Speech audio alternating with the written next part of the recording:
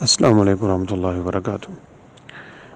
یہ ایک سوال ہے کہ معقول اللہ ہم جانوروں کا پیشاب اس کے چھینٹے اگر دودھ میں پڑ جاتے ہیں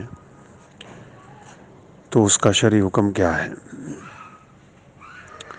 صحیح بخاری میں سیدنا انس رضی اللہ تعالیٰ عنہ کی حدیث موجود ہے کہ کچھ لوگ مدینہ آئے، بیعت کی، اسلام قبول کیا، تو حدیث کے الفاظ ہیں فَاجْتَوَوْا الْمَدینہ، انہیں مدینہ کی آب و ہوا راس نہیں آئی تھی،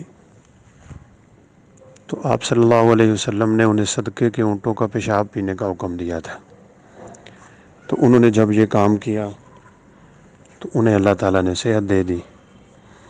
اس حدیث سے علماء نے استدلال کیا ہے کہ جن جانوروں کا گوشت کھایا جاتا ہے ان کا پیشاب نجس نہیں ہے، وہ اگر کپڑوں پہ لگ جائے، کسی چیز میں مل جائے تو اس سے وہ چیز نجس اور ناپاک نہیں ہوگی۔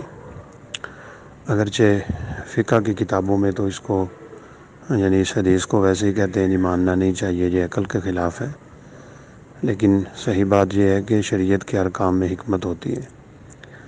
اگر یہ گھر میں پالے ہوئے جانوروں کا گوبر اور پیشاب نجس ہوتا تو صاف ظاہر ہے گھر والوں کے لیے مسئلہ رہنا تھا، ہر وقت اس کو صاف ہی کرتے رہنا تھا، برتنوں کو لگ جاتا ہے، کپڑوں کو لگ جاتا ہے، زمین پہ لگا رہتا ہے اور اس طرح کی چیزیں ہیں، تو شریعت نے یہاں قانون ہی بدل دیا ہے۔ تو اس لیے معقول اللہ جانوروں کا پیشاب نجس نہیں ہے۔ البتہ کسی کا دل کسی چیز پہ مطمئن نہیں ہوتا، کراہت محسوس کرتا ہے، تو وہ ایک الگ بات ہے۔ کسی چیز کا جائز ناجائز ہونا یا حلال و حرام ہونا یہ ایک الگ بات ہے۔ واللہ اعلم۔ السلام علیکم ورحمۃ اللہ وبرکاتہ۔